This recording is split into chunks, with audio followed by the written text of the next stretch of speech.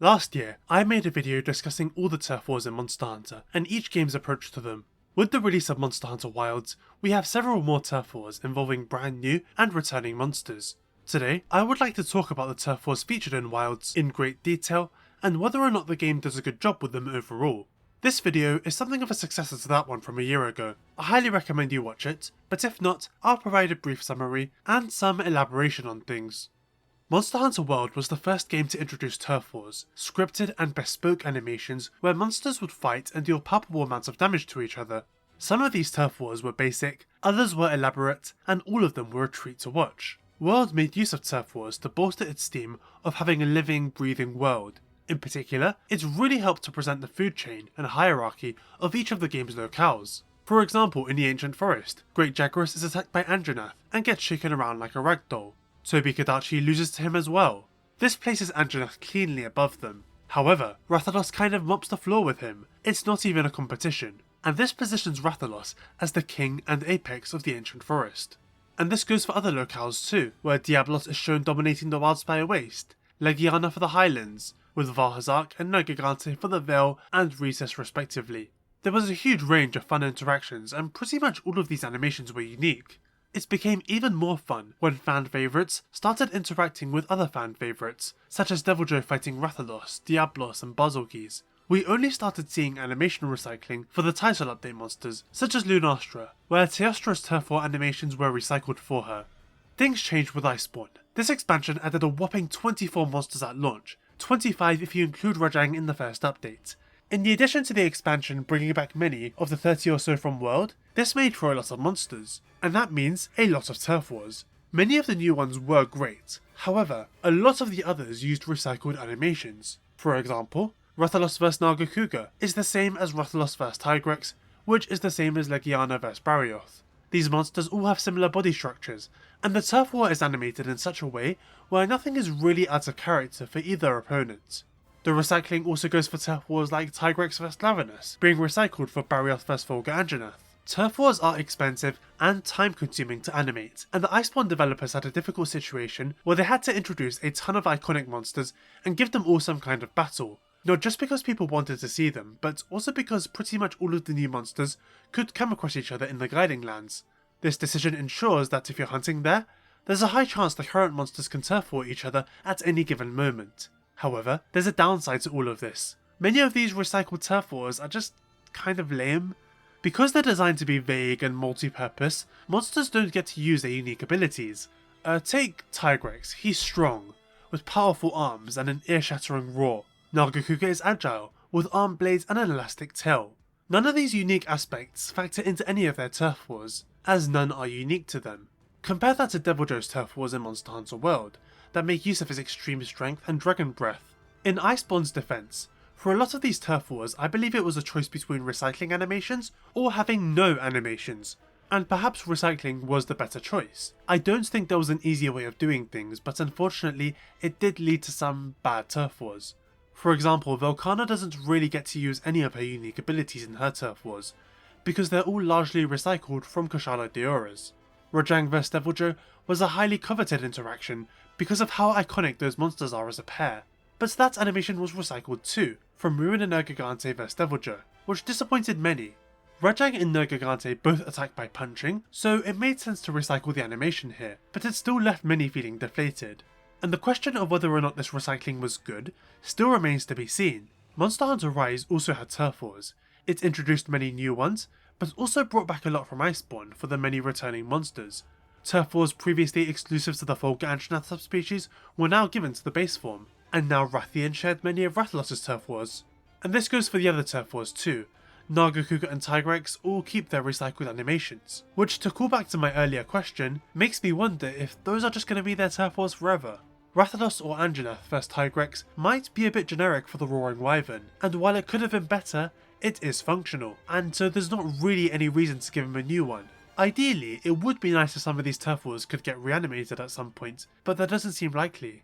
Rise's new monsters had some fantastic turf wars, but there were not many new ones. On average, one per monster. Sunbreak continued this too, but unlike Iceborne, recycled very little. This meant that while the new turf wars were really good, the quantity was rather limited, Astalos fights Mizutsune and nobody else. Espionas fights Kushala Diora and nobody else. Gormagala and Seragios fight each other and nobody else. And this is the same for a fair few other monsters. Turf Wars in World mostly had clearly defined winners and losers, but Iceborne's Turf Wars largely ended in ties. The outcome is clear depending on who is left on the ground, while the victor stands tall. However, there were some Turf Wars where one monster would clearly win, yet both would take damage, which made things a little bit confusing. Rise's Wyvern riding mechanic helped clean things up however, as monsters could be placed in a rideable state as a result of losing a Turf War. If they tied, then the rideable monster would be random between them. This has led to interesting clarification on perceived ties. Rathalos was believed to have tied with Nargacuga, Tigrex and Zinogre, but with Rise, he actually loses to all of them. This is also true of Anjanath, although we would need further clarification for Folga. Magnamalo beats Rathalos, Barzorgies and Barioth in a recycled Turf War, and people assumed this was true of Kushala, Diora and Teostra, who Magnamalo also fights in a similar manner. However, he loses to those two Elder Dragons as he's always made rideable at the end. Scorn the Magnamalo in Sunbreak, however, wins that Turf War. I think it's nice to have those clarifications, as the constant recycling did make the outcomes quite vague. But either way, Turf Wars had an interesting evolution from World to Sunbreak. I think Iceborne had a lot of blunders, but only because of the dilemma the developers faced in having to create dozens of new Turf Wars for over 50 different monsters, in order to account for so many different interactions. I think the Turf Wars in Sunbreak are some of the best ever, but at the cost of not having that many. Either way, I want to make it clear that it's not necessarily a case of Rise did this better or World did this better. It's more so that the developers as a whole have gotten really good at choreographing and animating these Turf Wars over the past 4 entries. However, if I had to say which game had the best implementation, I would say Monster Hunter World. It introduced so many unique battles between monsters in every locale, and really cleanly showed the hierarchy of the monsters there. World was a base game where they introduced the Turf War system. Wilds is also a base game that likely had a much higher budget than Rise, so my hope was that this game would go really hard on the Turf Wars. Did it? Overall, Wilds handled Turf Wars pretty well, although with a few disappointments. In the Windward Plains, Doshagama and Balahara can Turf War. This is a pretty interesting battle, as Balahara summons 2 minions to help him. One gets punched away, while the other helps the Balahara leader in restraining Doshagama. This fails as the Fanged Beast rips the remaining minion off, before stretching Balahara's jaw and tossing him aside. A very brutal Turf War that also occurs in Alpha Doshagama's mid-battle cutscene. In the Scarlet Forest, Lalabarina also fights Doshagama, and this is the first time Noceron Turf War in the series. Barina jumps on his upper back and jabs him repeatedly, before Doshagama once again rips her off and starts wailing on her. Despite both parties taking damage, this is a win for Doshagama. Why? I'll get to that later. In the Oilwell Basin, a Gyrocan squeezes the life out of Rompopolo. The Brute's Wyvern is able to explode away the Great Ape, but gets easily grabbed and swung around in an impressive display of strength. Then for the Eyeshard Cliffs, Nasilla can fight Gypsaros in a really cool way that has him wrap the Wyvern up in webs and completely pin him down. Just as Nasilla is about to feed, Gypsaros flashes him point blank and is able to flee. This is a really cool Turf War that actually ties back to ecology from Monster Hunter 4. Nasilla wears Gypsaros' hide for protection and has several corpses hanging in his nest, suspended by webs. However, if Gypsaros' crest is broken, he is unable to flee. Blangonga and Hirobami respectively get their first ever Turf War, against each other. Hirobami jabs at Blangonga and traps him in her tail pincers, but Blangonga holds on. Hirobami breaks free, only for Blangonga to grab hold and swing her into the ground. In the ruins of Wyveria, Shay Wu can face any of the Guardians. He knocks them down, chews on them for a bit, before they shake him off and walk away. The exception is Guardian Ebony Odogaron. He has a really fun Turf War with Shay Wu, where he first dodges the initial strikes, only to almost get eaten, and breaks free with a dragon explosion.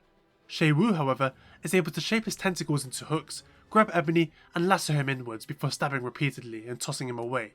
A fantastic Turf War that really emphasises the abilities of both monsters. Guardian Volga Anjanath beats Guardian Doshagama. The Fanged Beast wrestles against Volga, who bites and pulls him off.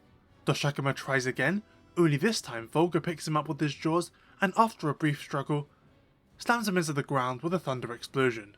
3 of Wild's Apexes also have Turf Wars with various different monsters. Arkveld beats Raydal. He tanks several thunder blasts before eventually grabbing hold with his chains and bringing the flying wyvern to the ground before throwing him away. Uthduna beats Rathalos, who is able to land several fireballs and go in for a claw strike, before getting grabbed and landed on by the big fish. Continuing the Oil World Basin totem pole, new Udra fights a Jarrakan. The great ape butts heads with a black flame before managing to climb on top of him. New Udra is able to grab and hold a Jarrakan in place before blasting him with a stream of flames. 4 turf wars were added through title updates. Raydal vs Seregios, which is like the Arkveld fight but with the roles reversed, with Ray on the ground while Steve attacks from the air. Eventually Seregios gets too close and Raydal pins him to the ground and unleashes a charged railgun blast point blank. Uthduna gets 2 new turf wars, one against Mizutsune, another against Legiacris. Mizutsune dances and slides around Uthduna, who slips and slides on the bubbles. Mizutsune eventually overextends with a bite, but Duna is able to get her bearings and swing him around on the ground. The Legiacris turf war opens with Uthduna preparing a heavily telegraphed belly slam, but Legiacris dances away and gets on her back. Uthduna proceeds to do a signature body slam, but before she can finish the job, Legiacris barely shocks her away. And finally Rathalos and Legiacris can turf war too, but this time things are a bit different. There's a variable outcome. Rathalos is able to dodge a bite by Legiacris and sink his claws into the Leviathan's back. Legiacris wraps himself around Rathalos in an attempt to strangle him. However, Rathalos can break free and in a swift motion turn the tides with his claws on Legiacris' side, before finishing the fight with a fireball. But if Legiacris has charged his shell shockers before the fight, Rathalos will be engulfed with lightning before he gets a chance to break free, and so Legiacris will toss him away. Finally there's Arkveld. I saved him for last because aside from Raydal, his turf wars were handled interestingly. There's 17 of them, and they're all completely recycled. Arkveld will approach a monster and perform a standard attack on them until they get knocked over. That's where his turf war begins. He'll then wrap his chains around his opponent, draining their energy before throwing them away. It's a bit like Shaywu vs the Guardians, but a bit more one-sided. Wilds also recycles Monster Hunter World's Rathalos vs Anjanath turf war for Rathalos, Guardian Rathalos, and Rathian Wilds. Depending on locale availability, they can perform the turf war on Quemetris, Rompopolo, and of course Guardian Volga Anjanath. To date, this is the only recycled turf war from a previous game to be in Wilds. And now for some fun statistics. After 3 title updates, with 34 total monsters, Wilds introduced 17 turf wars. By comparison, World introduced 19 turf wars with a roster of 35 monsters, while Rise introduced a whopping 7 across 45 monsters. At the time of writing, 7 monsters are exempt from turf wars in Wilds: Chasacabra, Kongalala, Gravios, Jindahad, Zoshia, Guardian Arkveld, and Omega Planetes. Assuming Gogmazios has no unique monster vs monster interactions in gameplay, you could extend this to 8. By comparison, 3 monsters in World had no turf war or unique monster vs monster interaction, although it's 6 if you exclude Deviljoe's Wyvern handling of medium monsters. In Rise it's 9. In the past, Rise did not bring back Rajang's turf wars with Kushala, Deora and Teostra until the Sunbreak expansion. Wilds 2 omits a couple of legacy turf wars. The first is that Guardian Ebony Odogaron does not fight Rathalos or Guardian Rathalos like in Iceborne. The second is that Gormagala and Seregios do not fight like they do in Sunbreak. There is no turf war there this time. I think at first I wasn't entirely satisfied with Wilds' turf wars, but now that the dust has settled, I think they're all unique for the most part. They're very well choreographed and there's a nice selection of fights between new and returning monsters. It's hard to pick out standout turf wars because they're all pretty good, even the ones with lower level monsters. I'm really impressed with the dexterity shown off here. Doshagama stretching Balahara's jaw, Lalabarina leaping onto him, Raydal blasting Seregios in the face, Udra taking hold of a Jarrakan and cooking him, Nursilla webbing up Gypsaros, whatever the hell Shaywu and Odogaron were doing. These are all really good turf wars, and I think like in Monster Hunter World, they do a good job of showing off the hierarchies of each locale. In the Windward Plains, it's likely Chasacabra at the bottom, with Balahara above him, Doshagama above, then Seregios, and then Raydal as the apex. Scarlet Forest, Uthduna at the top, followed by Legiacris, Rathalos and Mizutsune in a single tier, with everyone else below. In the basin it's more simple, Rompopolo at the bottom, with a Jarrakan above and New Udra at the top. The cliffs are more complicated, due to 2 turf wars between monsters of seemingly equal strength. Is Nursilla stronger than Blangonga? Is Hirobami stronger than Gypsaros? Maybe. Either way, turf war or no turf war, Jindahad is at the top. Wyveria is less complicated. Arkveld is undeniably the apex here, and Shaywu beats the Guardians. Out of that group, Rathalos beats Anjanath, who beats Doshagama. It's done well like in World, but there's a bunch of odd gaps due to some monsters not having certain turf wars. In Monster Hunter World, the apex of each locale would violently beat up monsters lower on the totem pole, like how Anjanath's turf wars place him right in the middle of the ancient forest's food chain. In Wilds, that's not really true. Raydal, for example, doesn't turf war Doshagama, which I think would have been really valuable. Uthduna only fights flagship monsters too. At least New Udra fights Ajarakan, but I also feel like he should have fought Gravios. He's definitely one of the strongest monsters there. Gormagala is also someone who I wish could have had some good turf wars. He has nothing unique in this game, and even has the same recycled chain grab against Arkveld. People get really hung up on Gormagala losing, but I'm not really fussed. I just wish they had a unique battle, as they're such interesting monsters.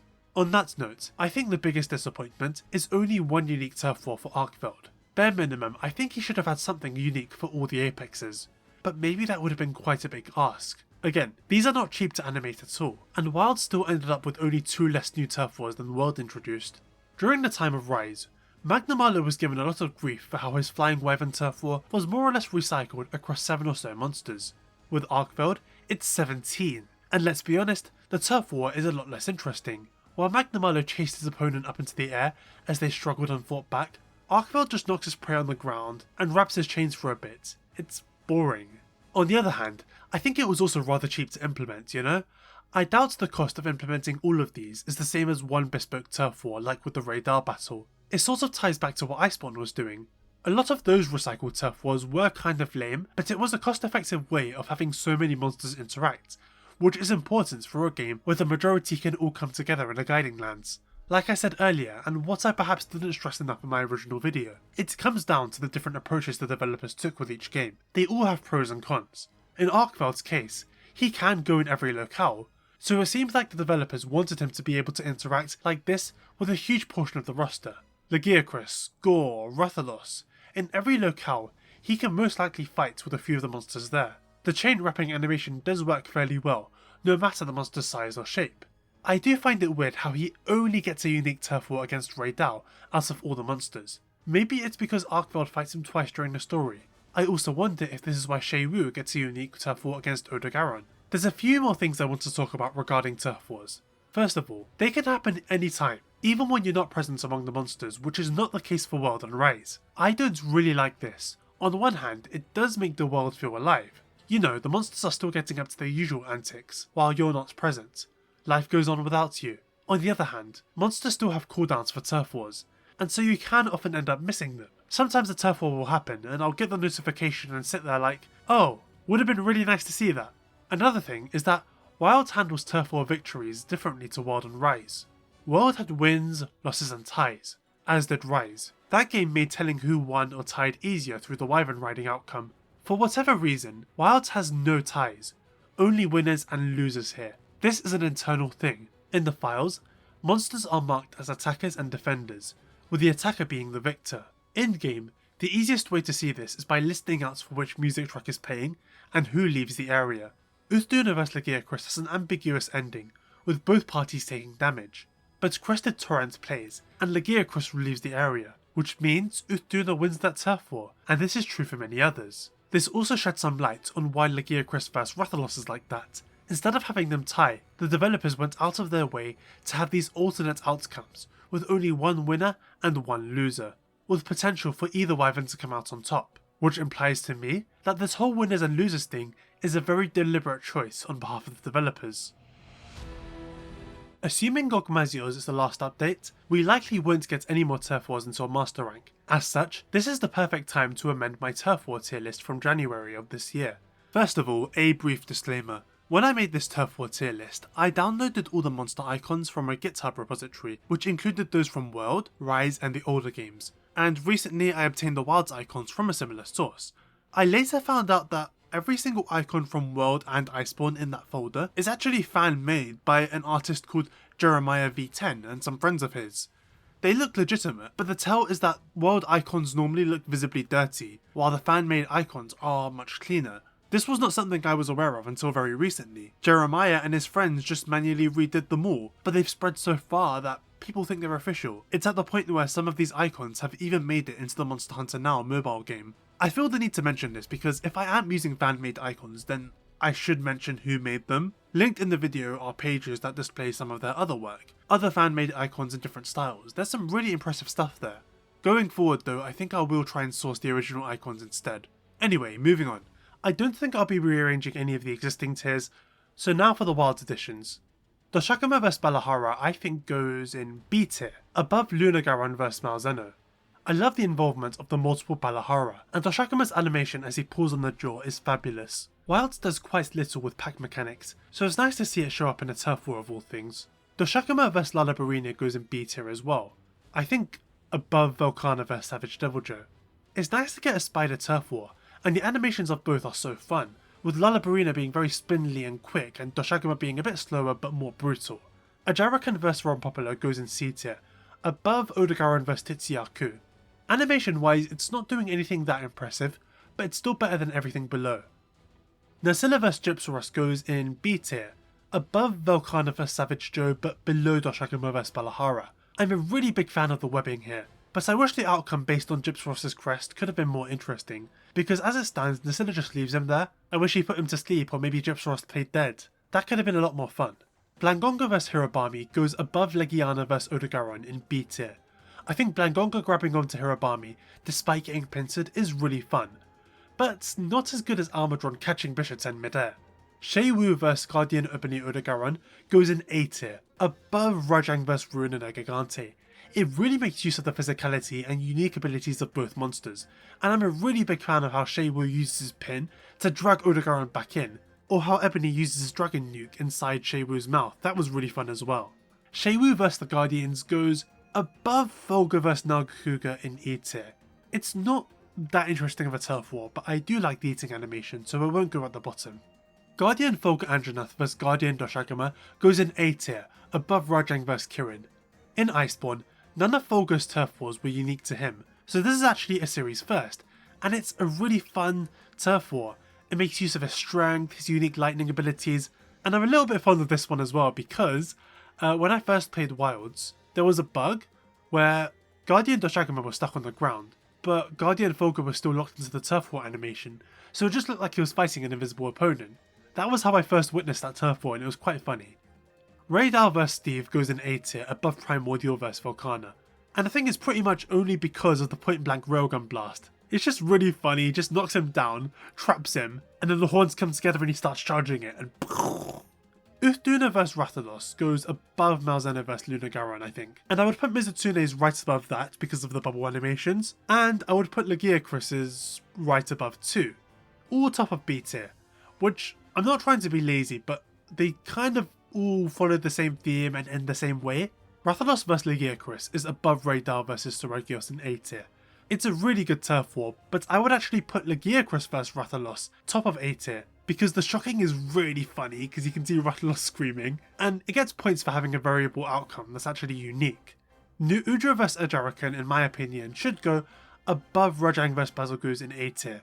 The squid turf wars are really fun in general, and I like how New Udra uses pin animation here. Arkveld vs Everyone is, I would put it top of E tier, because the chain animation is interesting, but it should not go any higher, and I think you'll agree. Arkveld vs Raydal, on the other hand, I'm going to put that above Udra and Ajarakan. It shows the potential of Arkveld turf wars, and has a lot of Negagante vibes with how Raydal gets tossed across the area. In general, I would give it points for how the chains visibly grab onto Raydal and bring him down. That's quite fun. So that's my tier list, with Wilds monsters added in. Most of them did make it pretty high, but none of them are really my favourites. But the fact that they're all in the higher tiers for the most part, minus the really recycled ones, show that once again the developers are just really good at making these now. It's overall a testament to the quality of the turf wars in Wilds. So those are my thoughts on the turf wars in Wilds. While I am disappointed at how the food chain aspect isn't as good as it was in World, in addition to some monsters getting little to no good turf wars, I think overall they did a pretty good job, better than Rise second place to World. Lots of unique animations, and again, if you exclude Arkveld and Sheiwu, there's minimal recycling. I'm really curious to see how the expansion handles the turf wars. Will they take the Iceborne approach, or something similar to Sunbreak? And which do people want? Like I've said, there's pros and cons to both. With Iceborne, you get abundant turf wars at the cost of many being mid, but there's still some gems here and there. Sunbreak has exclusively gems, but not that many, and it's all you're getting. I'm not even sure what I would prefer, and I'm interested in seeing what people think. Thank you for watching this video. I've been meaning to do this for some time, and I felt now was a good opportunity. Wilds likely won't get any more turf wars, and I wanted to make something short and sweet after the last video, so I hope you enjoyed it. Remember to like and subscribe, and have a good day.